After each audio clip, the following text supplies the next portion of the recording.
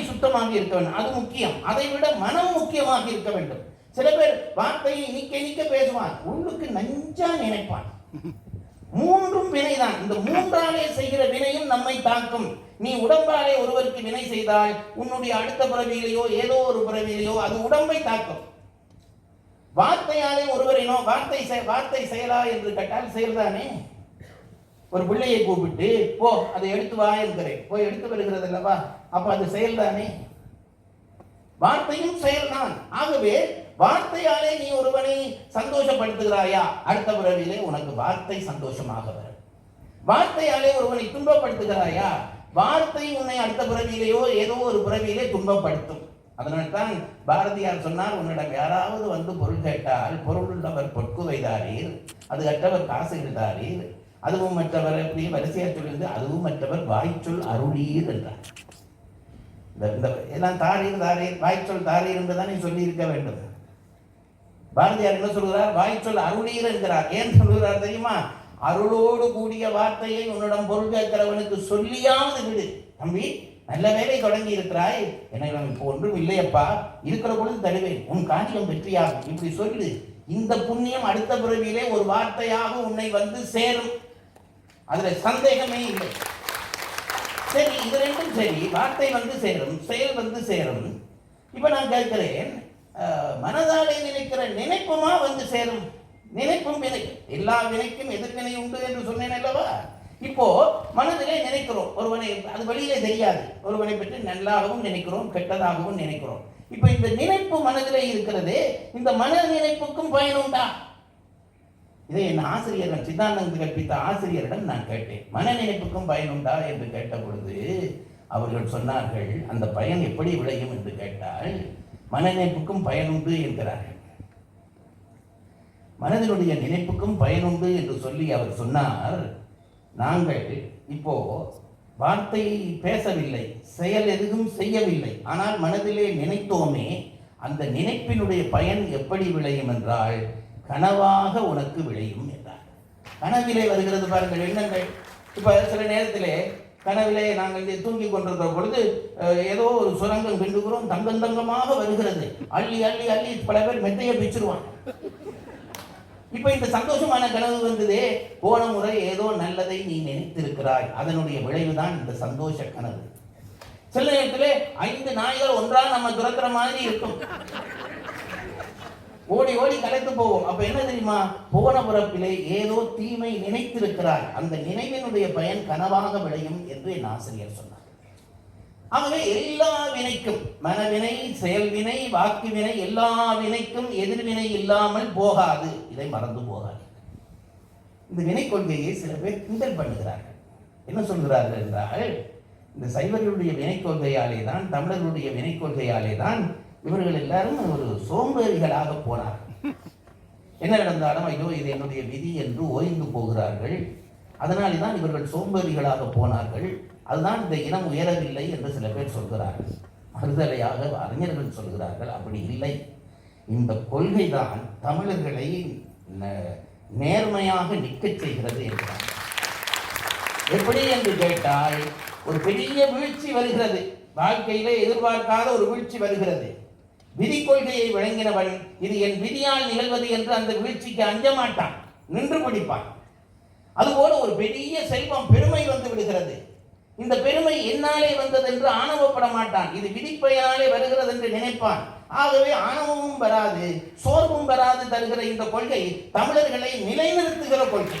இதை நாம் புரிந்துகிறோம்.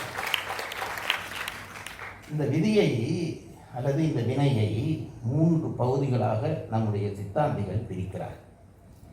திருவள்ளுவரை அதுக்கு ஊடாக திருவள்ளுவருக்குள்ளே வருகிறேன். இந்த வினைக்கு 3 பெயர் வைத்திருக்கிறார்கள். சஞ்சித வினை, அடுத்தது பிராப்த வினை, அடுத்தது ஆகாமிய வினை. திருப்பியும் வகுப்பு நடத்த போகிறேன். அதாவது இதெல்லாம் நமக்கு கேள்விப்படாத பெயர்கள். ஆகவே இது கேட்ட உடனே ஐயோ என்னமோ இவர் நமக்கு கஷ்டமானது சொல்கிறார் என்று நினைப்பீர்கள். அப்படி இல்லை, பெயர் தான் கஷ்டம். சுலபமாக சொல்ல போகிறேன். எத்தனை பேர் கஷ்டமான பெயரை நாம பழகிட்டோம். கடையில போய் சாப்பாட்டு கடையில போய் உட்கார்ந்தா சன்னா மசாலா என்கிறார்கள். எனக்கு என்னன்றே தெரியல. உங்களுக்கு பழக்கமாகி விட்டது அல்லவா, அது இதுதான் என்று. அது மாதிரி என்ன ஆலு பரோட்டா என்கிறார்கள். அதாவது சில சொற்கள் தொடக்கத்திலே கஷ்டம், பயிர்வித்தால் அது இயல்பாக வந்துவிடும். அதுபோலதான் இந்த அறிவியல் சித்தாந்த சொற்களும் நமக்கு பழக்கமாகிவிடும். ஒன்றும் கஷ்டப்பட வேண்டியதில்லை. ஒரு வினைக்கு பெயர் சஞ்சித வினை, ஒரு வினைக்கு பெயர் பிராப்த வினை, ஒரு வினைக்கு பெயர் ஆகாமிய வினை. இதுதான் 3 வினை. அது என்ன சார் வினை என்றால் வினை தானே, அது என்ன 3 வினை என்ற அடுத்த கேள்வி. இது சுலபமாக விளங்கப்படுத்துகிறேன். இது பாருங்க, ஒரு வினையை நீங்கள் செய்தால் அதை அனுபவிக்க வேண்டும் என்று சொன்னேன் அல்லவா. ஒரு வினையை செய்தால் நீங்கள் அனுபவித்தே ஆக வேண்டும். ஆனால் வினைக்கும் பக்குவ காலம் உண்டு என்றார்கள். வினைக்கும் பக்குவ காலம் உண்டு என்றார்கள். அது எப்படி என்று கேட்டால், எல்லா வினையும் உடன் பயன் தராது. சில வினை உடன் பயன் தந்து விடும். சில வினை சில நாள் கழித்து பயன் தரும். சில வினை அடுத்தடுத்த பிறவிகளிலே பயன் தரும். ஏன் இப்படி தர வேண்டும் என்றால், அது அந்த வினையினுடைய பக்குவ காலம் நீண்டு நிற்கிறது என்பது அதற்கு பதில். அது என்ன பக்குவ காலம்? பாருங்க, பயறு உங்களுக்கு தெரியும். பயரை விதைத்தால் அடுத்த நாளிலே முளை கிளம்பி வந்துவிடும். உங்களுக்கு தெரியும் அல்லவா. இதே ஒரு தேங்காயை கொண்டு போய் நடுங்கள், 2 மாசம் 3 மாசம் செல்லும் அதிலிருந்து முளை வருவதற்கு. ரெண்டும் விதைதானே. ஏன் இதற்கு அவ்வளவு நாள் சென்றது, இது ஏன் உடனே வந்தது என்றால், பக்குவ காலம் பயருக்கு குறைவு, தேங்காய்க்கு அதிகம். இப்படித்தான் எல்லா விதைக்குமான பக்குவ காலம் உண்டு. இதை புரிந்து கொள்ள வேண்டும். இப்போ ஒருத்தன் இதில் வருகிறான், திடீரென்று அவனுக்கு நான் கண்ணத்திலே ஒரு அறை அறைகிறேன். திருப்பி அறைந்து விட்டானால் வினை முடிந்து விட்டது. திருப்பி அறைந்து விட்டானால் எனக்கு உடனே கண்ணத்திலே அறைந்து விட்டான் என்றால் சந்தோஷப்பட வேண்டும். ஏனென்றால் வினை முடிஞ்சது. ஏனென்றால் இப்ப நான் அடித்தேன், அவன் அடிப்பேன் என்று அடிப்பான் என்று எதிர்பார்க்கிறேன். அடி விழுந்துட்டா கவலை இல்லை. இப்ப அடிக்காம போயிட்டானா இருந்தால் நான் எதிர்பார்க்காத ஒரு நாள்ல இந்த அடி விழும். தப்ப முடியாது, ஒருவரும் தப்ப முடியாது. ஆகவே உடன் விளைந்துட்டா நல்லது. சில வினைகள் உடன் பயன் தரும். சில வினைகள் ஒரு பிறவியிலேயே பின்னுக்கு தரும். வேறு சில வினைகள் பல பிறவிகள் கழிந்தும் வந்து நம்மை சாரும். இதுதான் வினைகளுடைய பக்குவம். இங்க பாருங்க, சில வினைகள் உடனே விளைந்துவிடும், சில வினைகள் பின்னாலே விளையும் என்று சொன்னேனே. நான் என்னுடைய வகுப்பிலே சொல்லி என் மாணவர்கள் ரொம்ப உருக்கமாக கேட்ட ஒரு கதை சொல்லுகிறேன். என் வாழ்க்கை அனுபவத்திலே நான் கண்ட ஒரு கதை. என்னுடைய தாயாருடைய ஊர் ஒரு கிராமம். அந்த கிராமத்திலே சில காலம் நான் வாழ்ந்தேன். அங்கே என்னுடைய தாயாருக்கு ஒரு மாமன் இருந்தார். அவர் கொஞ்சம் சண்டியர். யாரோடையாவது சண்டைக்கு போய் விடுவார். எனக்கு அவரை தெரிகிற பொழுது அவர் கிழவனா போய்விட்டார். அவர் சண்டியரா இருந்தது எனக்கு தெரியாது. ஊர்க்காரன் சொல்லித்தான் எனக்கு தெரியும். இளம் வயதிலே ஒரு பெரிய சண்டியரா. ஆறு எடுத்தாலும் கத்தி எடுப்பார், வெட்டுவார், குத்துவார், இப்படி இருந்தார். அந்த கல்லுக்குள்ளே ஒரு நாள் ஒரு ஈரம் கசிய தொடங்கியது. என்னென்றால், எங்களுக்கு பக்கத்து ஊரிலே இருந்த ஒரு பெண்மணியை அவர் எங்கேயோ கண்டு இவர் காதல் வயப்பட்டு விட்டார். இதெல்லாம் நடந்த கதை. காதல் வயப்பட்டு விட்டார். இவர் சண்டியர் அல்லவா, தான் நினைத்தது நடக்க வேண்டும் என்ற ஒரு பிடிவாதம் இவருக்கு இருந்தது. அந்த பெண்ணை எப்படியாவது திருமணம் செய்ய வேண்டும் என்று எதிர்பார்த்தார். தன் காதலை வெளிப்படுத்தினார். அவள் ஏற்றுக்கொள்ளவில்லை. இந்த சண்டியனை யார் முடிக்க போறார்? அவள் ஏற்றுக்கொள்ள மறுத்து விட்டார். இவருக்கு அதை தாங்க முடியாத கோபம், கவலை. அந்த பெண்ணுக்கு வேறொரு இடத்திலே திருமணம் நிச்சயிக்கப்பட்டது. திருமணம் நிச்சயிக்கப்பட்டு திருமண நாள் கோயிலில் தாலி கட்டி விட்டார்கள். தாலி கட்டி அந்த மாப்பிள்ளைய பொம்பளையை அழைத்து கொண்டு வருகிறார்கள். இது எனக்கு தெரியாமல் நடந்த கதை.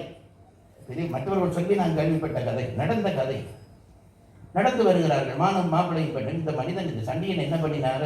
என்னுடைய தாயினுடைய மாமன் ஒரு நாவல் மரத்துக்கு கிளைக்குள்ளே ஏறி உட்கார்ந்து ஒளிந்திருந்து விட்டு அந்த மாப்பிள்ளையும் பொம்பளையும் அந்த இடத்துக்கு வர்ற பொழுது திடீரென்று குதித்து கத்தியாலே ஒரே குத்து. யாருக்கு? மாப்பிள்ளைக்கு. பெண்ணுக்கு குத்தையில் அவனுடைய காதல் அந்த பெண்ணை குத்த விட இல்லை. அவனுடைய காதல் என்ன செய்கிறது? இவள் எனக்குரியவள், நீ என்னடா இதுக்குள்ள வர்றது? ஒரே குத்தா குத்தினான். அவன் அந்த இடத்திலேயே செத்து போய்விட்டான். பெரிய அந்த நாட்களில் ஒரு பெரிய பிரச்சனையாகிறது. வழக்காகி போலீஸுக்கு போய் கோர்ட்டுக்கு போய் கோர்ட்டிலே அவருக்கு மரண தண்டனை தீர்த்தார். அவருக்கு மரண தண்டனை. அவர் அதை பற்றியே கவலைப்படவில்லை. ஏனென்றால் அந்த காதல் வேகம், இளமை வேகம், பரவாயில்லை, நான் தூக்குக்கு போவேன், அவளை வேறொருத்தர் தொடக்கூடாது, நான் குத்தி விட்டேன், எனக்கு திருப்தி, சந்தோஷமா போனான்.